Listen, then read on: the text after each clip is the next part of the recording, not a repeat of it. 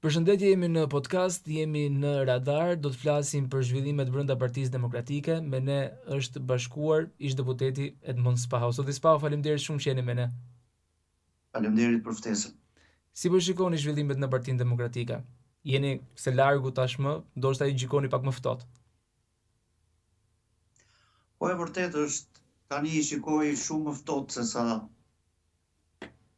kur isha aktiv në PD-n politik, dhe për këtë ka arsye, kur je brenda në një partie politike, je i detyruar të respektosh rregullat e partisë.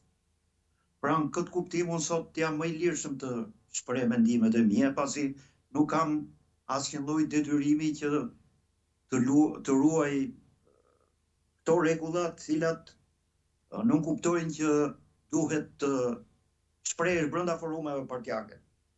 Dhe kur shumica merr një vendim, je i detyruar ta zbatosh. Këto janë rregullat politik, rregulla partijake. Duke qenë se këto kufizime nuk i kam, sot i shikoj gjërat shumë më lirshëm dhe natyrisht jam edhe po aq i lirshëm që të shpreh një mendim i cili mund të mos përputhet apo të jetë në kundërshtim plot me qëndrimin zyrtar të PD-s. Dhe në këtë kuptim shoh probleme serioze në PD. Jo se këto probleme nuk kanë ekzistuar. Edhe në të shkuarën kanë ekzistuar, por tani kanë marrë për masa shumë më të mpreta. Jo dini që në 2021-shin filloi foltoria me premtimin për demokratizim të PD-s, kalimin e votës tek antarësia, sistemin e meritës, primaret dhe tjera zbatimi i statutit. Në fakt, po të shikosh sot, asnjë nga këto premtime nuk është zbatuar.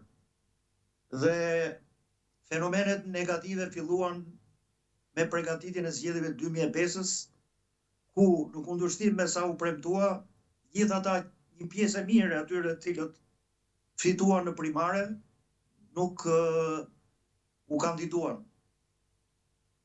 Po kështu, zgjedhjet e vitit 2025 ishin një rezultat katastrofik.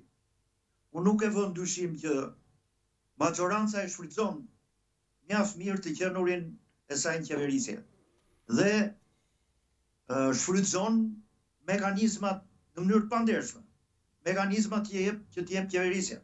Burimet shtetërore i përdor për të siguruar avantazh elektoral. Por nuk mund ta pranoj që 300.000 vota diferencë që ne patëm, pothuaj 300.000 vota diferencë që ne patëm me majorancën janë rezultat vetëm i manipulimit zgjedhor. Jo, aty brenda është edhe keq drejtimi i Partisë Demokratike, strategjit e gabuara, zgjedhja e njerëzve në mënyrë të gabuar, mos kryerja e një fushate elektorale e denjë për të fituar zgjedhjet, gjendja shumë e dobët e strukturave, zgjedhja në krye të tyre të njerëzve të cilët nuk e shoh që në një pjesë, shumë raste nuk e shoh që ta kenë pasion, më shumë i marrin këto pozita për të përfituar në ndonjë rast të mundshëm kur PD-ja të vijë në pushtet. Po kështu pas zgjedhjeve nuk pash një analizë. Gjithçka filloi dhe mbaroi na kanë vjedhur. Manipulim zgjedhor kur në fakt aty ka shumë probleme, duke filluar që nga mos zbatimi i statutit. Ne prandaj e hoqëm dhe u rebeluam ndaj Lulzim Bashës, sepse humbte zgjedhjet dhe thoshte mi votën. Dhe vendosëm nenin që kur humb zgjedhjet duhet japë dorëheqjen. Fakt nuk po ngjet shumë. Zoti Berisha jo vetëm nuk pranoi të jap dorëheqjen, por do të rikandidojë në parti dhe të marrë edhe një mandat tjetër. Dhe për fat keq në PD gjithë po e pranojnë këtë situatë, që të jemi sinqert në PD është shumë e vështirë që të flasësh, sepse po fole të ndërpritet karriera. përjashtohesh, vetë përjashtohesh, terma që nuk e di se nga kanë dalë, e përjedhoi, merr mbi supe një bar shumë të rënd. Pasi sot politika është profesion, dhe kur dikush hyn në politik, ka filluar një profesion, dhe do të duhet që në një farë mënyrë të kujdeset edhe nga rreziqet e papritura që i vinë dhe ta ndërpresin karrierën. Kështu që në përgjithësi jam skeptik për zhvillimet brenda Partisë Demokratike dhe nuk shoh dritë në tunel. Zoti Spaho, mendoni që Partia Demokratike po përsërit veten në këto vitet e fundit që ka qenë në opozitë, me protesta, me rithemelimet si koncept, me primare që po përsëriten por nuk sjellin rezultatin e dëshiruar, pasi ku është rezultati dhe shikohet se çfarë do të prodhoj gara elektorale, jemi po në vendnumëro shpeshherë. Jo, po e filloj me primaret. Përse duhet t'i zhvillosh primaret kur ti nuk respekton rezultatin e tyre? Përse? Për të krijuar konflikte. Derisa njerëzve ju thua që merita do të jetë ajo që do përcaktojë renditjen në listë, atëherë duhet të respektosh meritën, dhe merita lidhet direkt me primaret. Cilin voton më shumë antarësia, cilin do antarësia? Pse duhet të themi ne që vota ka kaluar tek antarësia kur nuk respektojnë votën e saj? Dhe në fund vendos kryetari edhe një rreth i ngushtë besnikësh tij në Tiranë. Ose të kthehemi ke format e luftës që po aplikon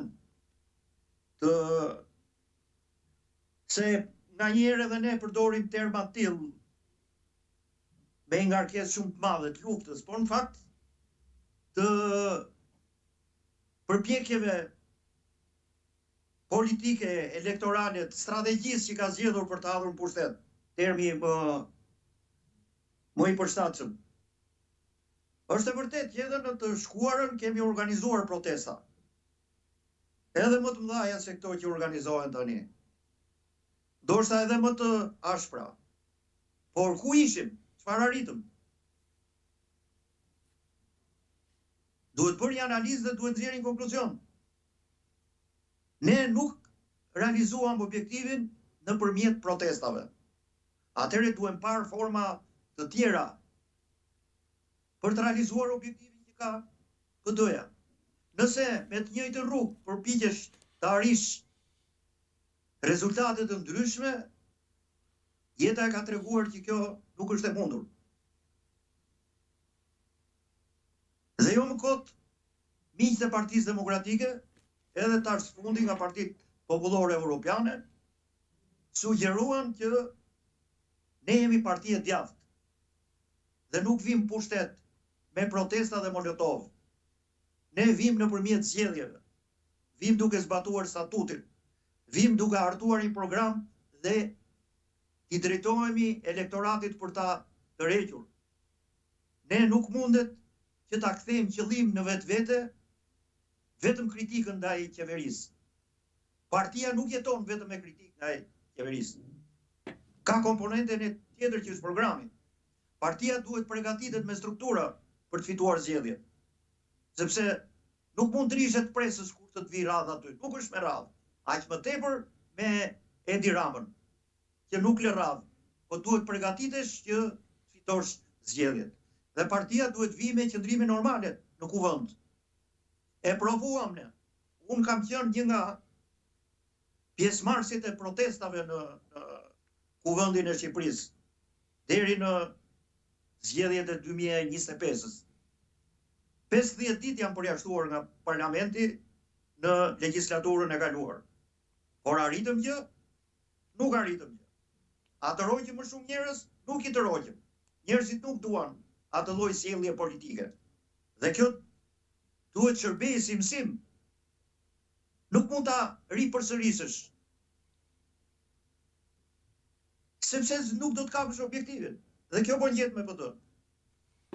Zoti Spaho, mendoni që partitë politike, Partia Demokratike, Partia Socialiste nuk po targetojnë të rinjt, pasi duket që të rinjt gjithnjë më tepër kanë pak interes nga politika. A duhet jetë kjo grup mosh që duhet të thirret nga partitë për të bërë ndoshta ndryshimin? Shikon, politikën shqiptare ka një problem të madh. Partitë politike janë kthyer në parti personale.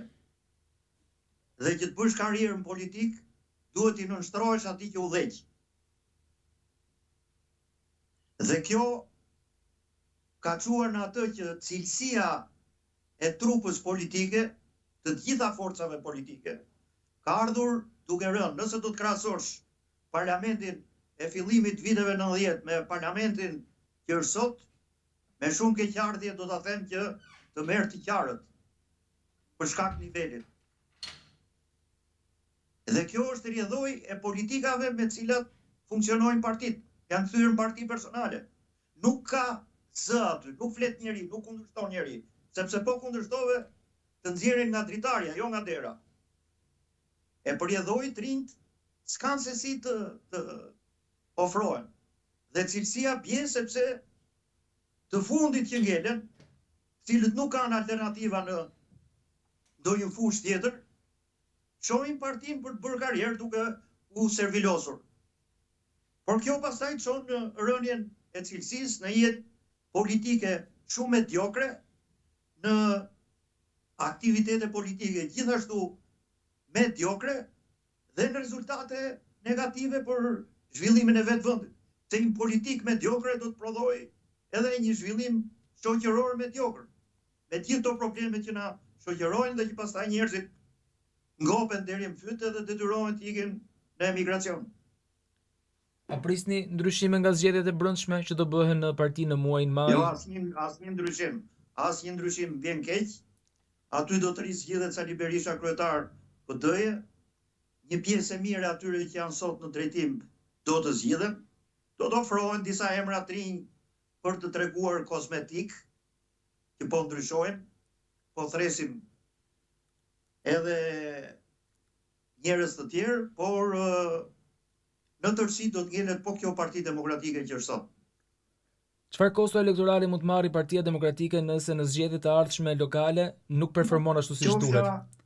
Qofsha i gabuar, por parashoqi rezultati do të jetë më i dobët se ai i vitit 2025.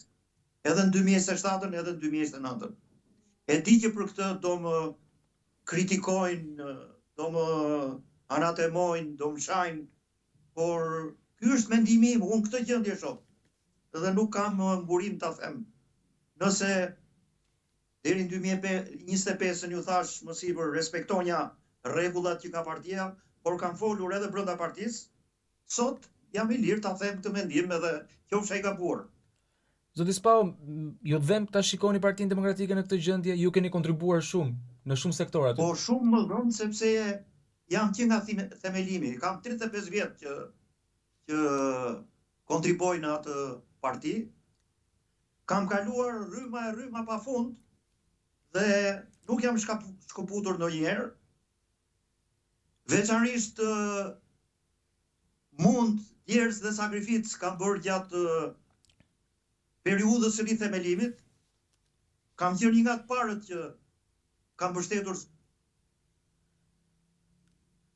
thonim ato që premtuam.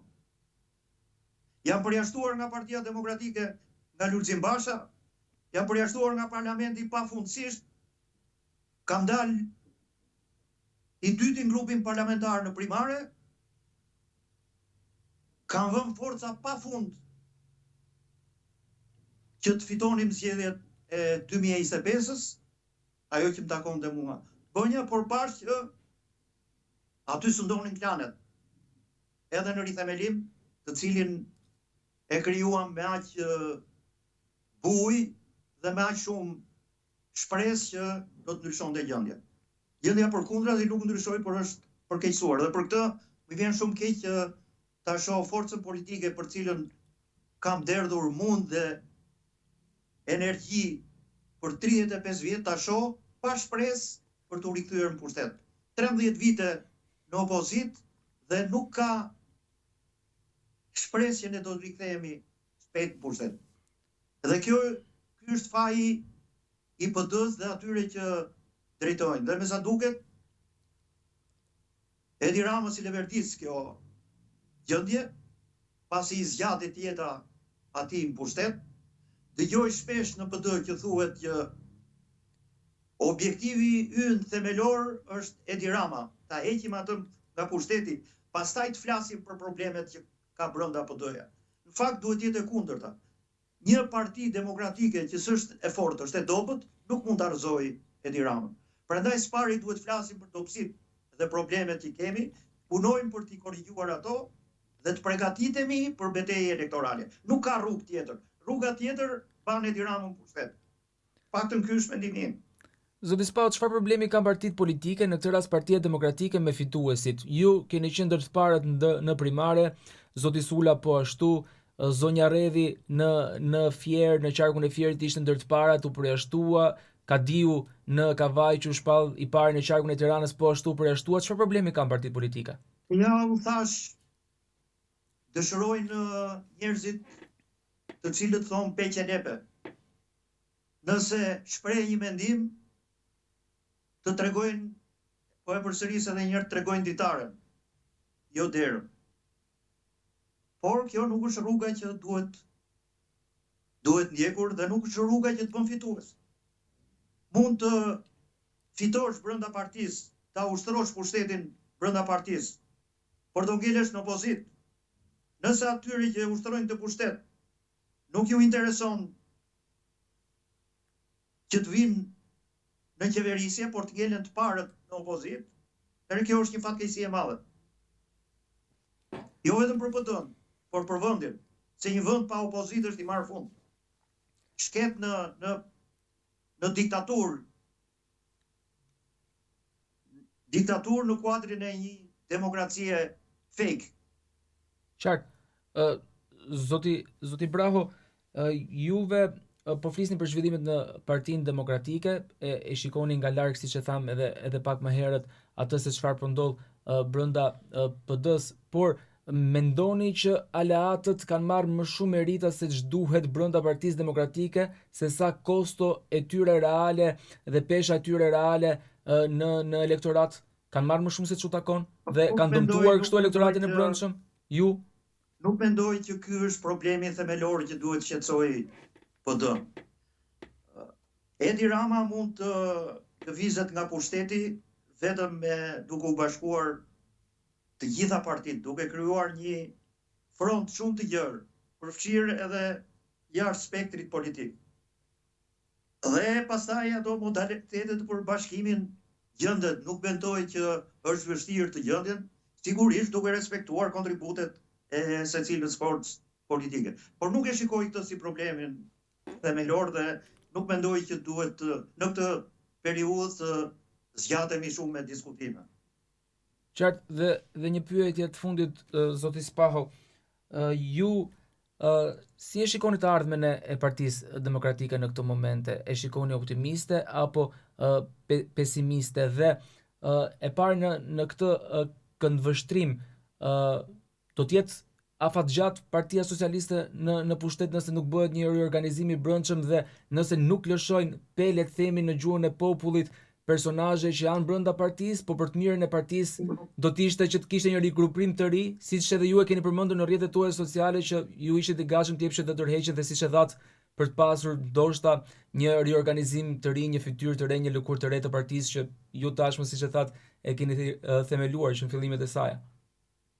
Për momentin nuk e shikoj me optimizëm gjendjen, e shoh me pesimizëm, pasi shoh vendosmërinë për të mos ndryshuar. Fakti që nuk zbatohet statuti është shumë domethënës. Zgjedhjet që po zhvillohen janë paracaktuara, rezultati është i paracaktuar, do të vazhdohet me të njëjtën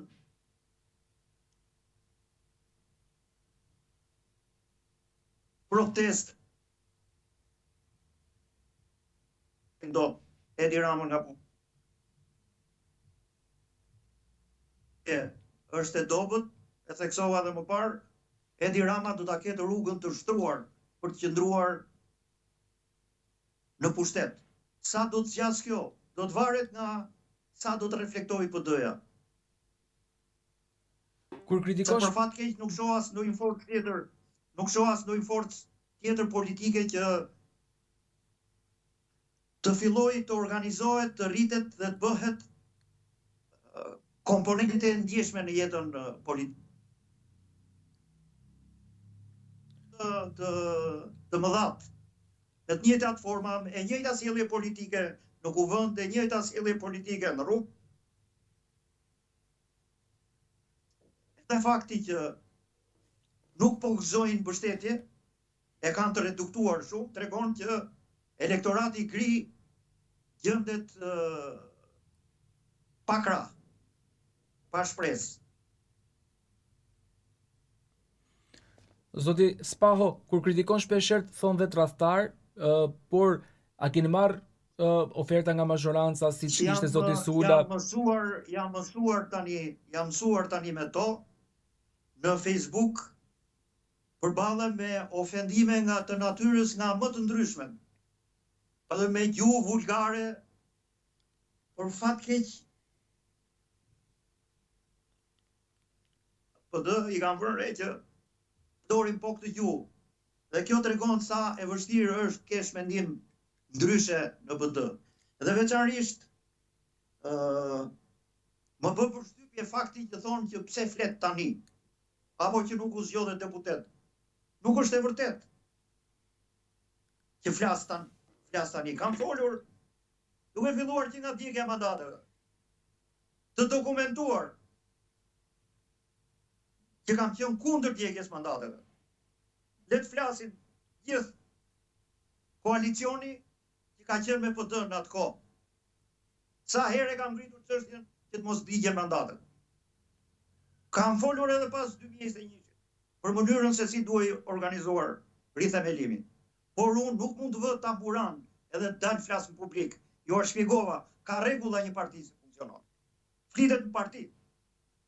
Dhe mendoj që atë detyrë brenda atyre mundësive që të Partia Demokratike e kam kryer. Ose të thonë, je interesatxhi, je lidhur me karrikën. S'është e vërtet.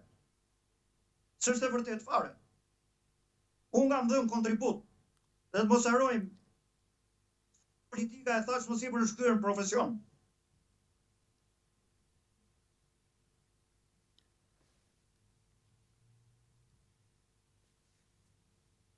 Zoti Spaho, dhe një pyetje të drejtë për drejtë, a keni marrë 1990, sigurisht politika do dhe idealizëm, se pa idealizëm nuk kryhet. Por mos flasim si ema Zelios Majthanës, që duhet jemi të gjithë shërbëtor të mendimit partjak. Edhe kur mendimi partjak është thellësisht i gabuar. Unë s'kam intereso, e kam mbyllur karrierën politike. Flasem dhëmë. Po duan dëgjojnë, po duan mos dëgjojnë. Unë atyre. As forca që t'u imponojmë, sigurisht nuk kam. Zoti Spaho, dhe një pyetje të fundit, a keni marrë një ofertë ndoshta nga mazhoranca siç ndodhi me zotin Sule, me zotin Bode? Absolutisht, dhe as bëhet fjalë që të kryej kapërcime të tilla, sepse respektoj dinjitetin tim, respektoj familjen, respektoj rrethin shoqëror. Unë kam qenë me PD-n dhe do të ngelem me PD-n. Pavarësisht se ky grupim që drejton sot nuk po do. Por mos kujtojnë edhe ata se edhe unë i dua. Zoti Spaho, faleminderit shumë. Duke pas parasysh sjelljen e tyre gjatë zgjedhjeve të 2025-s. Qartë. Zoti Spaho, faleminderit shumë për prezencën tuaj, faleminderit shumë për opinionin që ndat për zhvillimet e brendshme të Partisë Demokratike dhe shpresoj shumë bëhet më e mira. Faleminderit juve.